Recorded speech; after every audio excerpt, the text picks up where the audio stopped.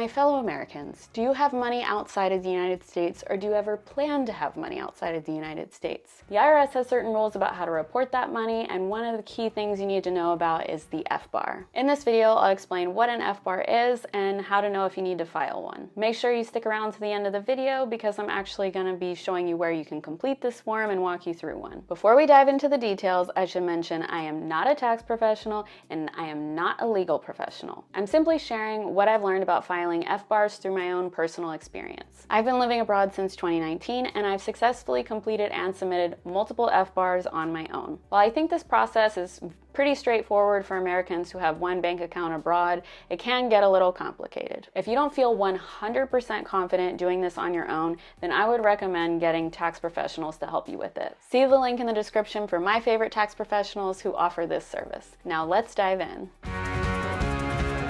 So what is an FBAR? An FBAR is a report on foreign bank and financial accounts. It's a form you need to fill out stating how much money you have in financial institutions outside the United States. Now from here on out, I'm just going to use the term bank to keep things simple, but when I say bank, I'm referring to both a traditional bank that you might be thinking of, but also any institution where you might hold money. So you might be thinking, this sounds very technical, very formal, a bit much. So why do I even need to worry about an FBAR? Well, you need to worry about an FBAR because if you don't, you might get hefty fines. I'm talking about $10,000 or even more depending on the circumstance. But in a greater sense, the FBAR was created to discourage or prevent people from committing financial crimes. It's a process that was implemented by a special department in the US Treasury called the Financial Crimes Enforcement Network. They're trying to prevent things like money laundering or people giving money to very, very bad people globally. Not everyone has to file an FBAR. You only need to consider if you need to file them if you're a US person. Now, the IRS defines US persons, but basically it means US citizens, US residents, and then there's a whole list of other ways that you might be considered a US person. If you're worried about if that's you, then I would go to the IRS website and figure that out, but I'll have a link in the description below. As a US person, you only need to file an FBAR if you have the equivalent of $10,000 US in a foreign bank account or multiple foreign bank accounts at any one time in the year, meaning you consider the maximum amount in any foreign bank accounts that you have throughout the calendar year. This can be $10,000 from one foreign bank account or from multiple foreign bank accounts. And this is the equivalent of $10,000 US. So if you have foreign bank accounts that are in currencies that are not US dollars, you're going to need to do a conversion to see what they would equate to in US dollars and see if you've crossed over that $10,000 US mark. In order to avoid making any mistakes about converting different currencies,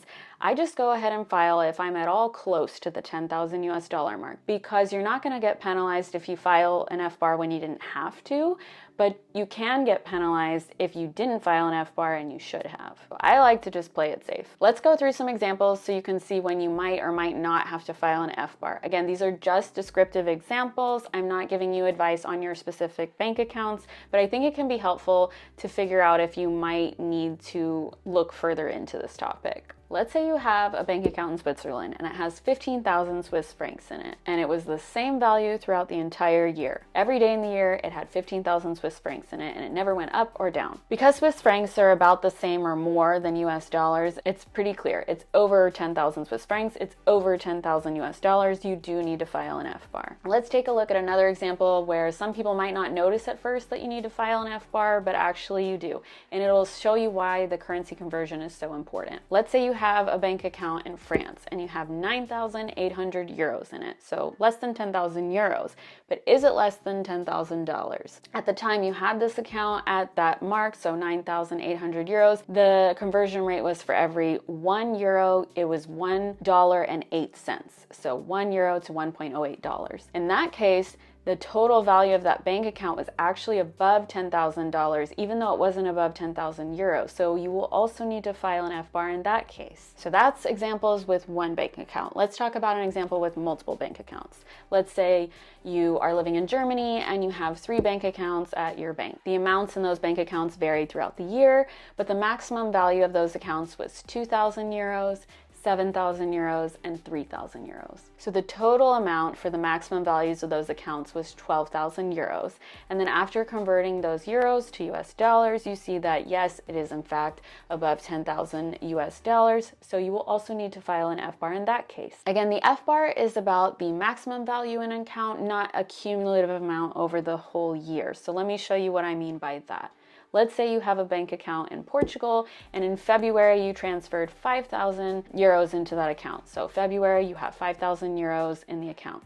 Then you spend all of that and by July there's nothing left in the account, so it's back down to zero. Then in October you transfer 5,000 euros into the account and you're back up to 5,000 euros. Do you need to file an FBAR in that case? No, because the maximum value of that account at any one point in time was 5,000 euros. And when you convert that to US dollars, it's below the $10,000 cutoff. Once you file an FBAR, you don't necessarily need to keep filing an FBAR on that account every year after that. You only need to file when you have the equivalent of 10,000 US dollars or more in one or more foreign bank accounts. So if this year you had the equivalent of 10,000 US dollars abroad and you filed an FBAR, but next year you took all your money out and you don't have anything in foreign bank accounts, then you don't need to continue filing in the following year. But if you then put more money abroad and it ends up being more than $10,000, then you would need to file again. Before we dive into where and when to file the FBAR, let me just quickly introduce myself.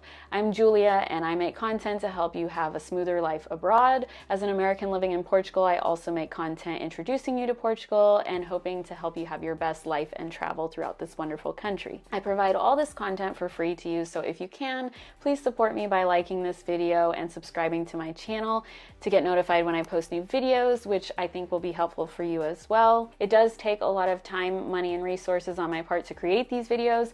I do love to do them, but your support can help me continue to do that and potentially even make more and more content in the future. Now let's get back to the FBAR.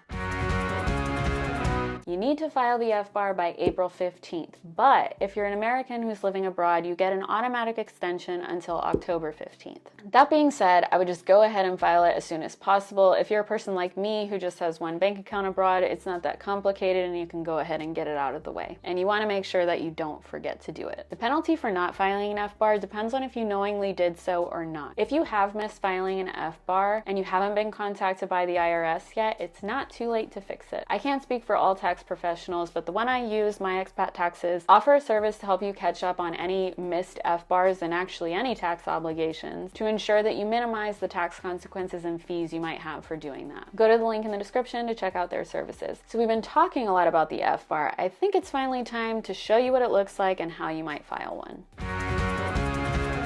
I'm going to show you how to access the FBAR form for individuals. I've never filed an FBAR as a business, and I'm not going to pretend to know how to do that. As an individual, the actual document you'll need to file for an FBAR is the FinCEN Form 114. And you can file this through FinCEN's BSA e-filing system. Before you begin the form, go ahead and gather all the information about your bank accounts, figure out what the maximum value is of each of those, and then do any necessary conversion calculations to figure out what that value would be in US dollars. Once you've got all that information gathered, go to fincen.gov or you can click the shortcut link in the description. Once you're on the FinCEN website, go to the e-filing link, so the e-filing system for Bank Secrecy Act. I know this is like a lot of terminology, but they've decided to call it this, so I'm just using the exact words to help you follow through the website. Next to BSA e-filing, click Get Started, and then click File FBAR Now. Here you have the option to file a PDF version of the FBAR or complete the FBAR online. I always choose the online option and I haven't had any issues, so let's choose that. Then click Prepare and Submit. Okay, so if you followed all those steps, we're about the same place as we would be if you had clicked the shortcut that I have in my description. Regardless, here we are on the form. So fill out your personal information and click Start FBAR. Then you're going to choose a filing name. I just mirror the example. I put my last name, I put FBAR, and I put the year that I'm filing for. So if this is 2024, then I'm filing for 2023. Then let's scroll down to part 1. We're going to come back to the signature part once we've completed the form. So going through part 1, I select individual, and then I put my social security number or tax identification number. Then I add my last name. I usually put my first name and my middle name, but it's not required, so that's up to you. Then I add the country where I'm living in, but that's not necessarily where my bank accounts are. And then I don't have 25 or more financial accounts or signature authority on 25 or more financial accounts, so I check no for both of those questions. And that's part 1. Let's scroll down to part 2. Okay, see this note at the top of part 1 that says fields marked with an asterisk are required if an account is recorded in this section. I'm going to mention this because it might be a bit confusing. So every part of the FBAR is not necessarily required. It's only required if you have an account that meets that type of account. But within a section, if you've decided that you have an account, everything with an asterisk is going to be required. So if you have that type of account that's listed in that part, you need to complete all the fields that have an asterisk. If you don't have that type of account, then you don't need to fill out anything in that part regardless of whether it has an asterisk or not. So this is for any bank accounts that you own by yourself, meaning you're the only account holder on that bank account. So in part 2, I list the maximum value of that bank account. So I'm discussing 2023, so I look throughout 2023 and I find the maximum value during that year and I put that number in there in US dollars. And then I put the type of the account. Then I add the name of the bank and the account number for that bank account. I skip the address information except for the country since that field is mandatory. And that's part 2. So let's move on to part 3. Part 3 is joint accounts, and I don't have any joint accounts, so I just skip that section. It does look very similar to part 2 though, so I imagine it would be a similar experience filling that part out. Part 4 is about accounts where you have signature authority on those accounts, but you don't actually have any financial benefits from those accounts. I don't have this either, so I'm going to skip this part as well. Part 5 is about consolidated reports, which has to do with businesses and subsidiaries. I don't have this either, so I'm going to skip this part, and that's about it. So I'll click the Home tab to go back to the signature section. Then I would sign the form and hit submit, and that's it. If you have multiple bank accounts or you still don't feel comfortable to fill this out on your own, I totally get it. Your situation might not always be this simple, and so if that's the case, I would recommend hiring a tax professional to help you through it. We went through a lot of details about the FBAR, so let's recap. American citizens and residents with $10,000 US in bank accounts outside the United States at any one time in the previous year need to file an FBAR. You need to file the FBAR by April 15th unless you're living outside of the United States, then you need to file by October 15th. To file an FBAR, go to FinCEN's BSA e-filing website or hire a tax professional. See the links in the description to get started. Was any of this information new to you? Did I forget something important? Let me know in the comments and see you next time.